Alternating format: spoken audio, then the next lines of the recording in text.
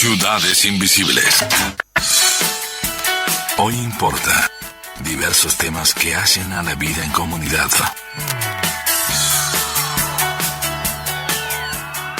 Ayer apenas anunciábamos a la invitada que vamos a tener ahora, con quien vamos a conversar, nos llegaban mensajes de Maroñas que decían que había tantos apagones que dentro de poco iban a anunciar el alumbrón y no el apagón.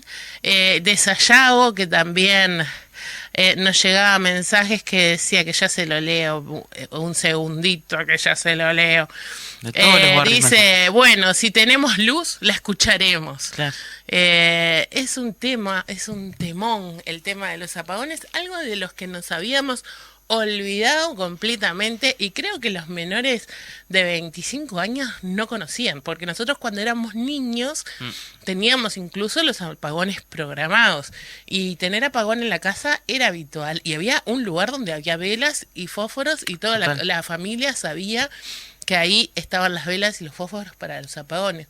Y eso lo fuimos olvidados. Y eran lindas también, tipo, esas jornadas, tipo, en la de los programados, no, digo, cuando se daba, yo en los 90 lo viví, algún que otro apagón también se vivía. Un poco desde niño con cierta magia. Pero esto ya no es magia. Sí, lo que estamos viendo desde ahora. niño no fue magia. Pero cuando sos adulto No. y tenés cosas en el freezer para todo el mes, ¿qué te parece? y se viene un apagón y tenés que empezar a sacar la comida, y los gurises no pueden hacer los deberes, Totalmente. y se te apaga. No puedes cargar el celular. No puedes cargar el celular, no puedes cargar la computadora. Si trabajas desde tu casa, estamos en un momento donde la electricidad es todo. La directora por el Frente Amplio, Fernanda Cardona, de UTE, nos va a contar un poco qué es lo que está pasando. Fernanda, buenos días, ¿cómo te va? Hola, buenos días, ¿cómo están? ¿Me escuchan bien? Perfecto. Te recibimos impecable. El número que salió en los últimos días, Fernanda, preocupa. Hablamos de más de 8.000 apagones a lo largo del territorio nacional.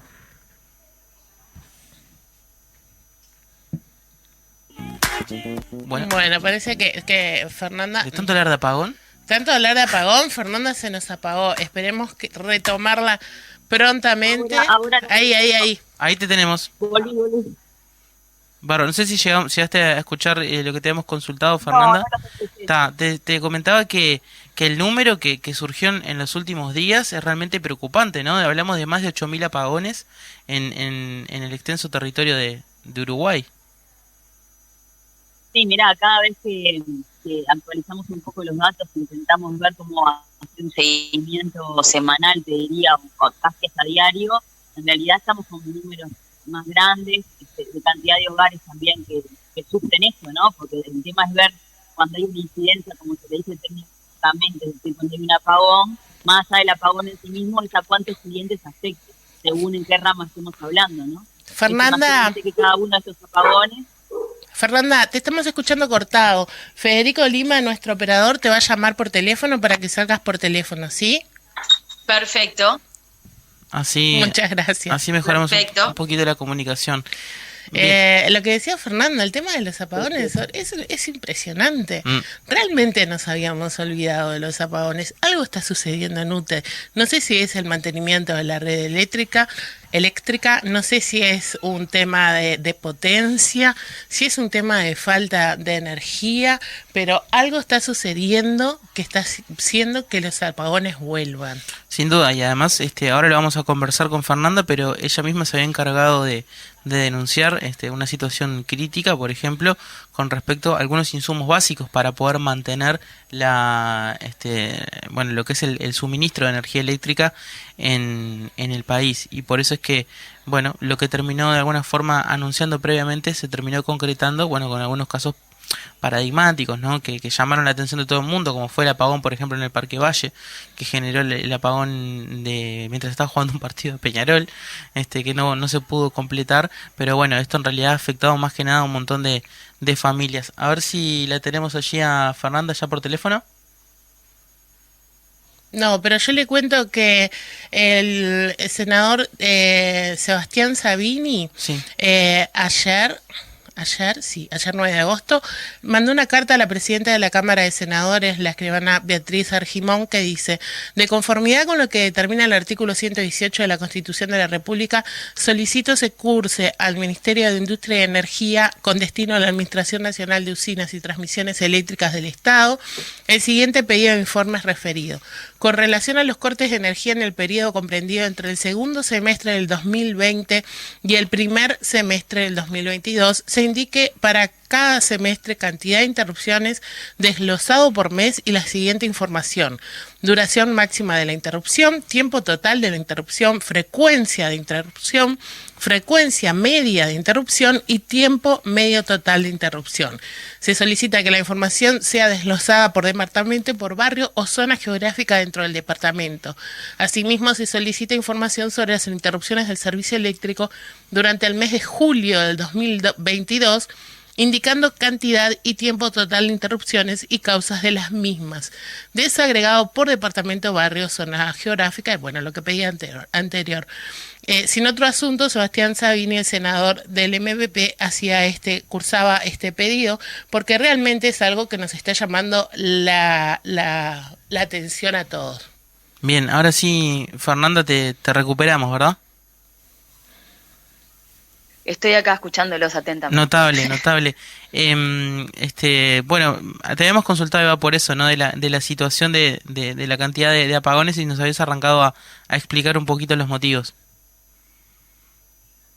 Sí, decíamos que los números de verdad son preocupantes, que además de las incidencias específicas de los cortes, hay que ver también a cuántos clientes afecta cada una de las incidencias, ¿no? Cuando se rompe un cable, ahora cuántos clientes está afectando, dependiendo de la magnitud del cable. Entonces, en realidad, de verdad que estamos con números bastante preocupantes, que seguramente todavía no estén reflejados en algunas gráficas. Yo he visto por ahí que han querido de alguna manera mostrar gráficas diciendo que eso no era así, o diciendo que estamos dentro de lo que son los pedidos de calidad de la Ursea, ¿no? Y eso en realidad no se refleja de un momento a otro. Se imaginarán que cuando esos índices empiezan a reflejar la realidad, ya pasaron varios meses que la gente los está sufriendo. Entonces, ponerse muy técnico con esto es como, de alguna manera, camuflarla y no aceptar lo que nos está pasando y lo que la gente nos pide. Totalmente.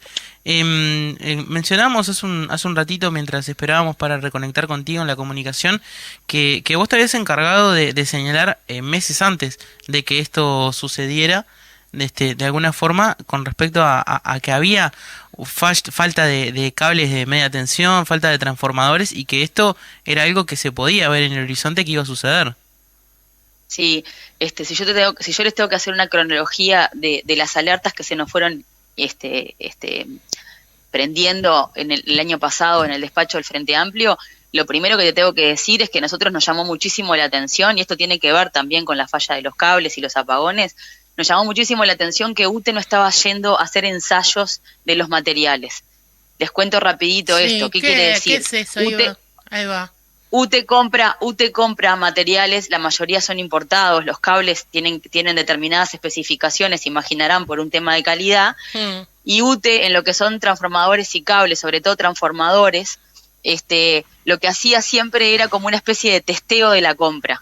El ensayo es mandar a algún técnico que de alguna manera pruebe el material que se está comprando y de alguna manera certifique que lo que se está comprando está bien. Esto no solo tiene que ver con una consecuencia de que el material funcione bien, sino que tiene que ver también con garantías jurídicas para que UTE realmente pague a las empresas por material con buena calidad. Claro. Entonces, a UTE eso también le quita un dolor de cabeza, porque cuando sabe que compra bien, está comprando doblemente mejor, porque después, si realmente hay una falla en la calidad o en la compra, UTE tiene otras herramientas jurídicas para poder pelearlo. Eso, al principio con el tema pandemia, obviamente fue mermando por razones obvias, pero cuando ya el año pasado, en mayo, estábamos todos reintegrados, y de alguna manera UTE tenía que empezar a rodar de la manera más normal posible, con los recursos que tiene, obviamente, pero esto acá tiene que ver con los técnicos de más, digamos, jefes que se encargan de este tema. Bueno, lo que primero que dijimos es, ¿cuándo vamos a ir a hacer los ensayos, no? Si nosotros compramos material que no sabemos cuál es la calidad, o estamos comprando con licitaciones que vamos bajando los precios por un tema de lo que fue el mensaje presupuestal, ¿no? De bajar gastos e inversiones, y de alguna manera estamos obviamente mermando el dinero que gastamos, evidentemente que la calidad de lo que uno compra no va a ser la misma. Entonces, el primer puntapié para la alerta y para que la gente sepa es: los materiales no están siendo, entiendo yo, de la misma calidad y la forma de compra de la misma calidad que se venía haciendo. Ujú. Entonces, si yo te voy a reparar un cable y te pongo estos cables que compro ahora, además de que tengo las brigadas que ustedes ya deben haber escuchado en toda la prensa, que tenemos los trabajadores y trabajadoras, sobre todo en Montevideo, a menos del 50% de lo que tienen que tener las brigadas, es decir, que además de demorarte en ir a reponer ese cable si se rompe, además lo que te estoy reponiendo no tiene la calidad que tiene que tener y evidentemente se va a volver a romper. Entonces, todo lo que estamos diciendo parece de perogrullo, parece como una cuestión bastante obvia, pero hay que explicar a la gente que lo que está pasando es eso. Y eso es mala gestión. Yo no tengo ninguna duda y por eso lo he dicho y lo he compartido en el seno del directorio. Fue parte del intercambio que estamos teniendo. Es decir, esto es una mala gestión. Nosotros no podemos estar comprando así, no podemos tener con las brigadas mermadas como las tenemos. Además tenemos materiales que nos están faltando. Ese fue en el segundo paso que te decía en la cronología. Ujú. Otra de las cosas que resultó después de los primeros apagones en verano, nosotros hicimos un pedido de informe a la línea de UTE, donde nos enteramos recién en mayo de este año, vino el informe, de decirnos que en algunos materiales de estos, que son el ABC de la UTE, teníamos riesgo de quiebre de stock y en otros teníamos quiebre de stock. Entonces, evidentemente hay una acumulación de malas decisiones en 2 años de administración que las consecuencias son estas. Y las respuestas que se han dado de que esto quedó por una falta de inversión de los periodos anteriores, la famosa herencia maldita, no resiste ningún tipo de análisis, porque estos apagones no ocurrían en el 2019. Podría haber pasado que hubiera habido uno, porque siempre hacemos esta aclaración y no es menor. Por supuesto que los apagones ocurren, claro que sí, porque puede haber fallas en la red. Lo que no nos puede pasar es que haya tantas y de tanto tiempo. Tal cual. Eso está demostrando otra cosa, que no es lo que puede haber pasado en algún momento donde sí, nadie está negando porque la red no es infalible, porque los cables se pueden romper siempre, pero cuando se rompían, estaban las herramientas para poder ir a arreglarlo, repararlo a tiempo, repararlo rápido y repararlo con materiales que realmente sostenían la calidad del servicio. Lo que nos está pasando con esto, leía Fernanda de los mensajes por ejemplo, en Peñarol, o en Maroñas, o en la curva de Maroñas, o en otros barrios que han pasado, es que justamente pasa eso, es decir, porque hay picos de demanda en algunos casos, es decir, obviamente días de mucho frío, o en el caso del verano días de mucho calor.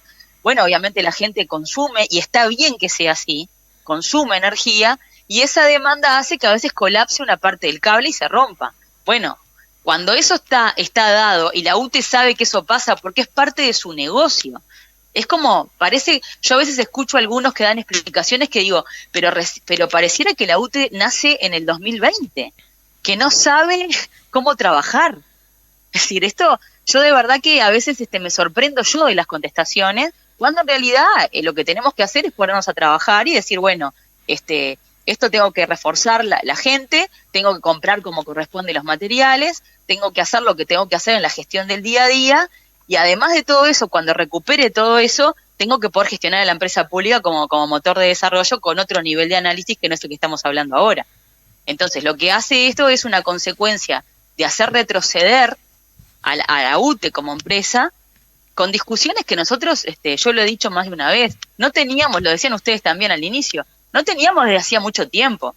Entonces, en otro momento, cuando éramos más chicos y no teníamos energía, y bueno, sabíamos que había restricciones, era por un tema de que no había en el país energía para dar, y dependíamos de que lloviera y dependíamos de comprar combustible. Pero hoy, que nos jactamos, obviamente, como corresponde, de que tenemos energías renovables, de que abastecemos la demanda, de que además somos exportadores de energía a la región, bueno, no nos puede pasar que en este momento a la gente no le pueda llegar porque le tiene el cable roto. Absolutamente.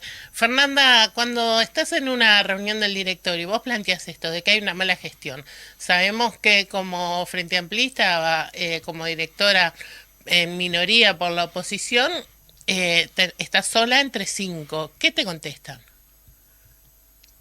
Bueno, las respuestas son múltiples y depende de los temas, ¿no?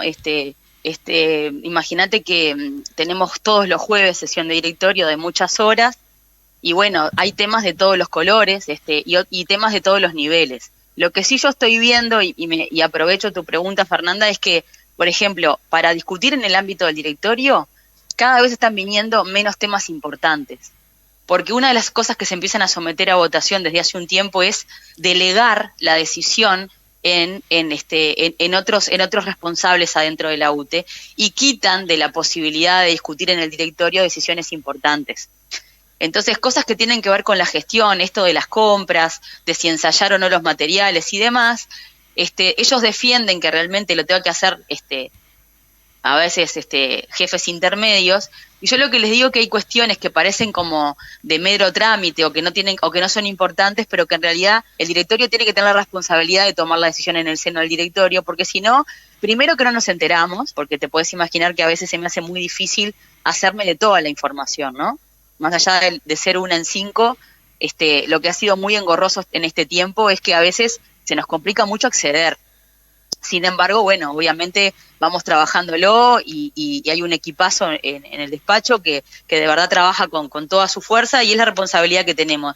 Pero se hace muy complicado y las respuestas son las que yo comento. Yo creo que no cometo infidencias a veces, no a veces, en el sentido de que cuando yo comento algo en la opinión pública es porque realmente fue el intercambio de directorio, que además queda grabado y que además tenemos el derecho los directores, porque así surge de la normativa, de dejar constancias de acta en las votaciones. Entonces, muchas de las cosas que yo defiendo o que yo pido, tengo la seguridad y la tranquilidad de que sé que surge después de documentación que va a avalar lo que estoy diciendo. Claro. Fernanda, estas cuestiones que íbamos charlando contigo, ¿no? Por ejemplo, de la falta de algunas pruebas, de controles y de algunos insumos básicos, tienen una cuestión de fondo, ¿no? En definitiva, que es la que también influye muchísimo, que es el otorgamiento presupuestal. El sindicato de UTE, CAUTE, ha venido denunciando, por ejemplo, también esta cuestión de recortes presupuestales, tanto a nivel de personal como en el reabastecimiento de algunos recursos. ¿Cuál es la situación actual con respecto a UTE y su presupuesto? Sí, eso es así. Nosotros en el 2020, nosotros asumimos en junio y en agosto ya estábamos diciendo que el primer mensaje presupuestal, que es el famoso decreto 90 de ese año, ya nos había pedido un recorte impresionante en lo que es inversiones, gastos e ingreso de personal. De cada 3 vacantes que se generaban, solo se podía cubrir una y ahí, bueno, obviamente estamos a 1/3 de lo que podemos cubrir, por lo tanto obviamente se nos complica en la gestión del día a día y es como decís tú, es decir, la merma, lo primero que dijimos fue este mensaje presupuestal no va a permitir a la UTE que tenga la calidad de servicio que tenía, porque además consideren que nosotros electrificamos muchísimos kilómetros en las administraciones anteriores y esos kilómetros de red nueva que permitieron el acceso a la energía de mucha gente, sobre todo del interior del país, quedamos en un 99,7% de electrificación en el Uruguay. Esas redes también hay que mantenerlas. Entonces, cuando uno hace inversión en la empresa pública para ser primero, nos pasó en generación, nos pasó en transmisión, en distribución y en comercial, bueno, obviamente eso hay que mantenerlo después. Y no tomar esas decisiones, como digo siempre, es tomar una decisión que es dejar morir por inanición a la empresa pública, porque yo no le dejo seguir trabajando a pesar de que tenga superávit, por supuesto que va a dar problemas de calidad del servicio y por supuesto que va a empezar a funcionar mal. Y es como un círculo vicioso, ¿no? Con la excusa de que porque todo el mundo se enoja con UTE. Claro. Y hasta es entendible. La gente dice, bueno, yo pago esto. Yo hasta ahora me quejaba capaz y teníamos una gran discusión, lo he dicho, y no hay que salir de la discusión. Está bien aceptarla y poder darla. Hasta ahora nos decían, bueno, ¿y por qué no se había bajado la tarifa? ¿O cuál es la discusión de bajar la tarifa? Pero nadie se quejaba de que no le llegara la luz. Hoy están pagando más y por menos calidad en el servicio. Entonces ya llega un momento donde la gente está realmente enojada y eso es lo que se está viviendo. Por eso el tema de que los apagones, yo el otro día también hablaba en otro medio, la consecuencia no solo de que sea en un hogar y que yo pierda la oportunidad de tener la energía para todo lo que sea calefacción, cocción, todo lo importante en una casa, sino que además hay pequeños comercios de barrio, almacenes, kiosquitos, que tienen que poder seguir sosteniendo ese comercio como pueden, con la carestía que hay, y cuando les pasa una cosa de estas, están perdiendo productos, están perdiendo material de trabajo. Entonces, usted tiene que poder ver eso. Uno tiene que poder traducir, me parece a mí, la consecuencia, porque yo puedo decirles a ustedes, y estamos todos de acuerdo, la energía es un derecho, y UTE está obligada normativamente a poder brindar ese servicio a la gente. Ahora, ¿cuál es la consecuencia? ¿Cómo traduzco yo cuando a alguien le falta luz? ¿Cuál es la consecuencia que puede pasar? Bueno, dependemos de lo que vamos mirando. Yo el otro día decía, bueno, ¿y qué pasa en el apagón grande el otro día del Centenario? ¿Qué hubiera pasado si el Clínicas no hubiera tenido un generador propio? ¿Por qué UTE tiene que dar por hecho que el Clínicas va a seguir generando porque sabe que tiene generador propio? Tenemos gente internada, tenemos gente que además en sus hogares es electrodependiente, porque necesita la energía para poder estar conectada a algún tipo de maquinaria o de aparato para poder seguir respirando, Entonces, a lo que voy es, sin ser fatalista, hay que poder ver desde el lugar del directorio, salirnos un poco de la torre del Palacio de la Luz, del 9º piso, y realmente tomar contacto con lo que le pasa a la gente cuando no tiene luz. Y esa discusión que me decía Fernanda de que se da en el seno del directorio, ese tema es uno de los medulares, ¿no? Todas las decisiones que se toman en la UTE tienen una consecuencia en la gente. Cuando vamos a un barrio de inclusión, cuando hablamos de las pérdidas, que se jactan de hablar de los hurtos y que está creciendo y que qué espantoso, y la gente va a querer vivir y si no tiene trabajo, va a querer estar conectada a la luz, porque lo necesita para poder comer, para poder calefaccionarse. Entonces no es tan descabellado, si uno en su casa tiene confort, poder pensar que el otro está en otra situación y que UTE en realidad tiene la obligación como empresa pública de considerar eso para tomar las decisiones. Fernanda, tenemos muy poquitos minutos, pero saliendo del tema de los apagones, ¿UTE por qué decidió cortar el plan 230, que era un plan que para las familias, parejas jóvenes, para estudiantes sobre todo, era un plan que servía y mucho? Bueno, Fernanda, la verdad que te agradezco la pregunta porque yo siento desde enero del 2022 que ha sido un tema que no se ha visualizado como se debe y las consecuencias empezaron a ver ahora, sobre todo. Porque ustedes recordarán, primero decirles que lo que era la tarifa básica, que es lo que dice Fernanda, ¿no? Digo, cuando vos te ponían como una condición de que si realmente eras un estudiante o una pareja joven, jubilado, pensionista, y realmente vos no consumías mucho en tu casa porque eras solo o eran pocas personas, no te pasabas de 230 kilovatios por mes, vos tenías una tarifa muy beneficiosa que de verdad a la gente le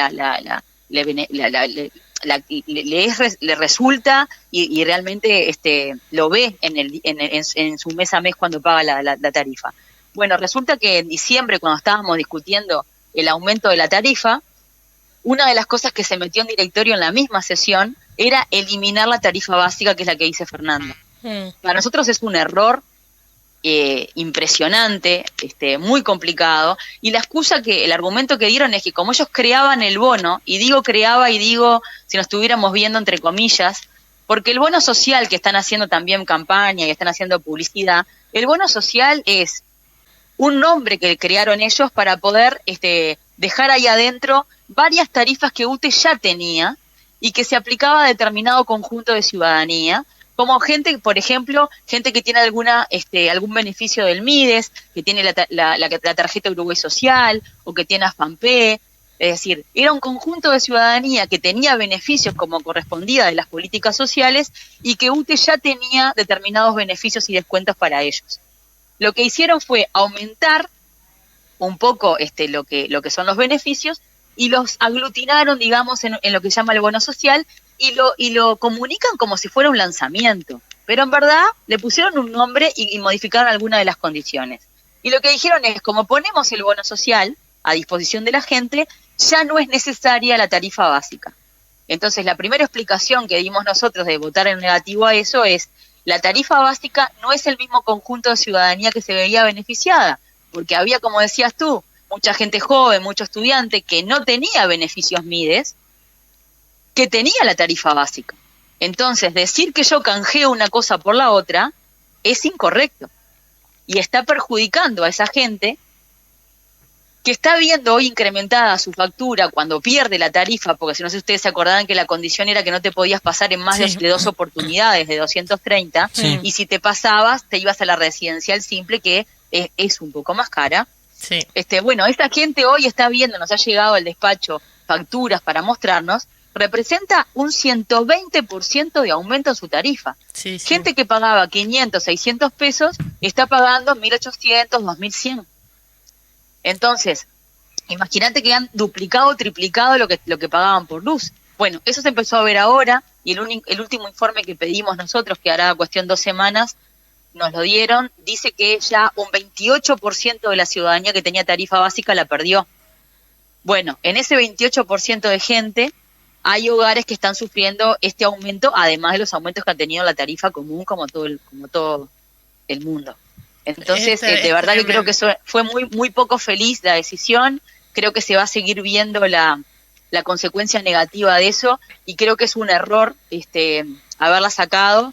Ellos también argumentaban, cuando digo ellos, digo la mayoría del directorio que lo votó. El oficialismo lo que dicen es que además estaba subvencionada, ¿no? Que era una subvención.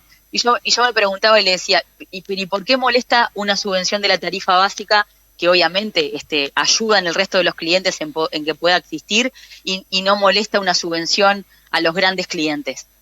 ¿Por qué podemos tomar decisiones que benefician a otros sectores productivos, que está bien también? ¿Y por qué nos molesta tanto la tarifa básica de la gente? Absolutamente. Y el mismo razonamiento. Fernanda, nos quedamos sin tiempo, hablaríamos un rato más largo también, toda la mañana, de todo lo que está sucediendo. Te agradecemos muchísimo por estar en Ciudades Invisibles y nos seguiremos reencontrando. Gracias a ustedes, gracias Fernanda por estar siempre presente y dando espacio, y bueno, a la orden para cuando entiendan pertinente. Muchas gracias. Fernanda Cardona, directora de UTE, pasó por Ciudades Invisibles. Estás escuchando Ciudades Invisibles.